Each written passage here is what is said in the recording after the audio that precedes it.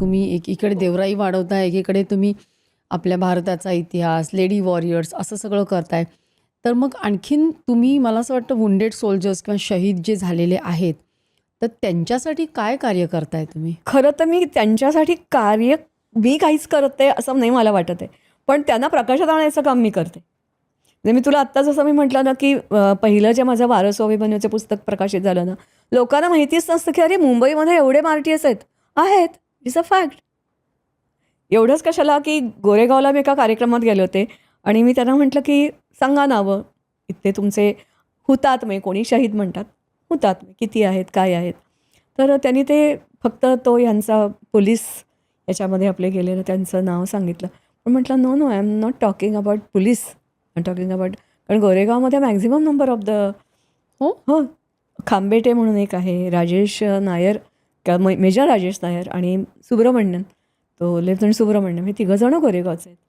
पण हे नंतर आणखीन एक सावंत म्हणून एक शिपाई, चौघंजणं गोरेगावचे गेलेले. पण लोकांना माहितीच नसतं काही. त्यामुळे मग गरजेचं आहे हे सगळं, की आणि त्यांनी काय केलं हेही माहिती नसतं. म्हणजे सोल्जर तिथे आहे सीमेवर, पण काय करतो म्हणजे आता आपल्याला जरा तरी कळतं, कारण मीडिया बरंच काही काही करतं. पण मीडियाच्याबद्दल सुद्धा म्हणजे आपण न बोललेलं बरं, पण कळतं आपल्याला. पण ॲक्च्युअली तिथे काय कोणत्या संकटाला. आणि दुसरं कसं असतं बघ, म्हणजे 71मध्ये मला मॅक्झिमम स्टोरीज मिळाल्या आणि माणसं भेटली. कारण 71चं युद्ध कसं होतं, की जगामध्ये इतिहास घडवणारं ते युद्ध आहे. केवळ 13 दिवसात इतिहासही बदलला आणि भूगोलही बदलला.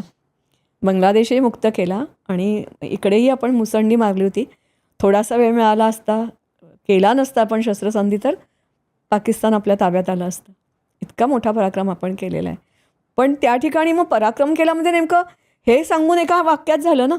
पण तिथला मोर्चे किती होते, तर शेकडो मोर्चे उघडले होते. त्या शेकडो मोर्चांवरचे प्रत्येक युनिट वेगळं होतं, प्रत्येक सैनिकाची गोष्ट वेगळी होती, प्रत्येकाची कथा वेगळी होती. त्यामुळे ह्या ज्या कथा आहेत ना, त्या मी त्यांना जाऊन भेटते. म्हणजे आता थोडंसं जरा प्रमाण कमी झालं गेले, म्हणजे मी ह्या इतिहासाच्या मागे लागल्यानंतर. पण मी अशापैकी ज्यांच्याबद्दल मी लिहिलं आहे ना, त्यांना मी भेटले, लिहिलं, लिहून झालं, त्यांना पाठवलं. कारण दे आर अलाइव्ह ना. त्यामुळे असं नको व्हायला, की त्याच्यात काही चूक राहिली. म्हणजे उदाहरणार्थ सियाचीनवर मी जेव्हा लिहित होते, तेव्हा आता त्यांनी पण कुलकर्णी म्हणून आहेत, त्यांनी पण पुस्तक लिहिलं. पण he was in charge of the operation. तर त्यांच्याकडे त्यांनी मला 5 वेळा एडिट करायला लावलं. मी केलं. का बरं? चुकीचं माझ्या हातून काही जायला नको. तर एवढी काळजी घेते. आणि लोकांना माहितीच नसतं काय होत आहे ते. खरंच काही माहिती नसतं, की आपलं एक म्हणजे ज्याला काय म्हणूया आपण, वरवरचा असा एक हे बघत असतो. आईसबर्ग कसं असतं तेवढं पण आपल्याला माहिती नसते. तर ती लोकांच्यासमोर मी पराक्रम आणायचा प्रयत्न करते. म्हणजे युद्धांची पुस्तकं ही बाजूला ठेवून दे, पण नुसत्या शौर्यकथा म्हणजे विवेकानंद केंद्रासाठी भाग 1, 2, 3, 4, 5वा माझा थोडासा रखडला आहे. त्याच्यानंतर नुसत्या शौर्य नावाचा आपल्याच शाळेतला एक विद्यार्थी जोशी, तो माझ्या मागे लागला की बाई मला काहीतरी द्या. मग त्याच्यासाठी शौर्य ते वेगळं लिहिलं.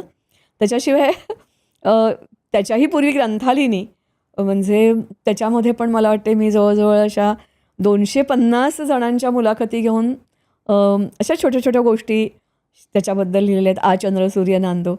तर एवढ्या सगळ्या गोष्टी गोळा केल्या, लोकांना भेटले आणि मग मला असं वाटलं की yes at least I have done something.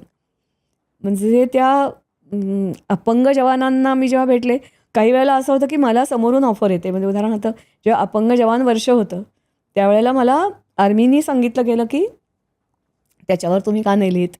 मग आता तो डेटा आणणार कुठून, मला अपंग जवान भेटणार कुठून. तर मग पुण्याचं त्यांचं जे सेंटर आहे, दोन्ही आहे, पॅराफेजिक होम पण आहे आणि क्वीन्स मेरी टेक्निकल इन्स्टिट्यूट, त्यांनीच मला सगळा डेटा दिला.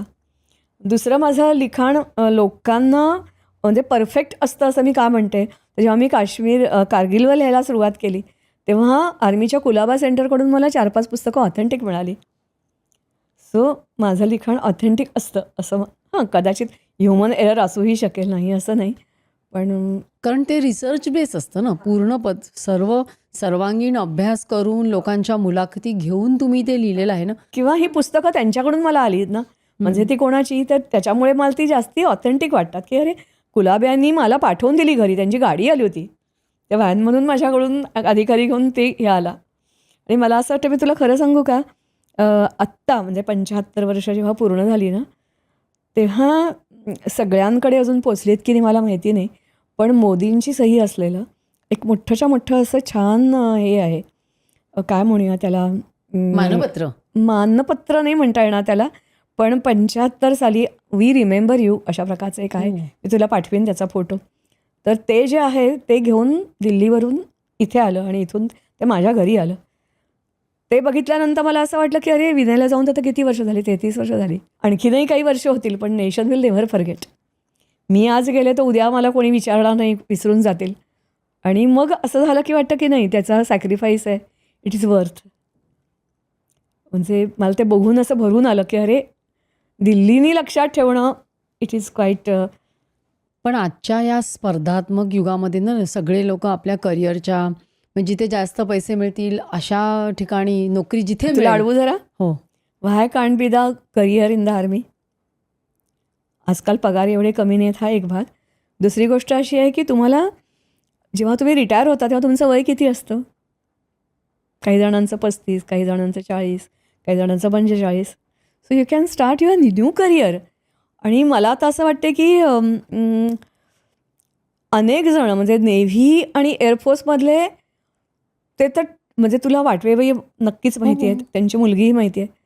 तिचा नवरा जे युनिट सांभाळतो he was the only Maharashtra म्हणजे आपल्या शाळेतला मुलगा की जो डायरेक्ट डेहराडूनला 6वीपासून निवडला गेला.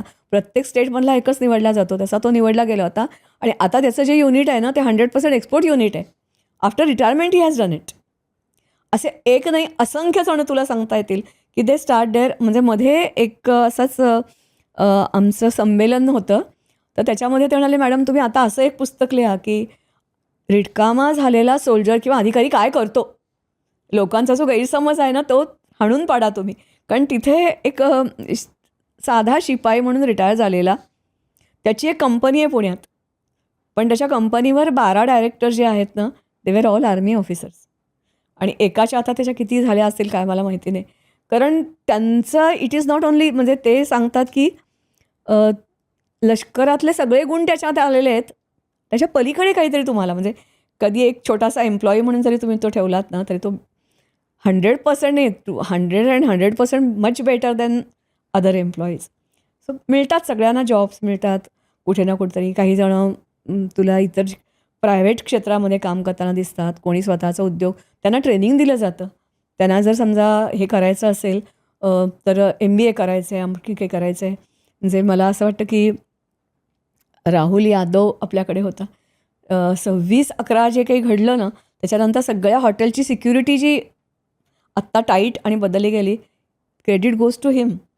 ही रिटायर्ड फ्रॉम द 5 वर्षाचं त्यांनी फक्त 5 वर्षाची सर्व्हिस केली होती आर्मीमध्ये. त्यांनी रिटायर्ड ॲज अ कॅप्टन म्हणून म्हणजे कारण तो OTA गेलेला होता, पण त्या 5 वर्षांनी त्याला काही जे दिलं असेल ना काउंटलेस.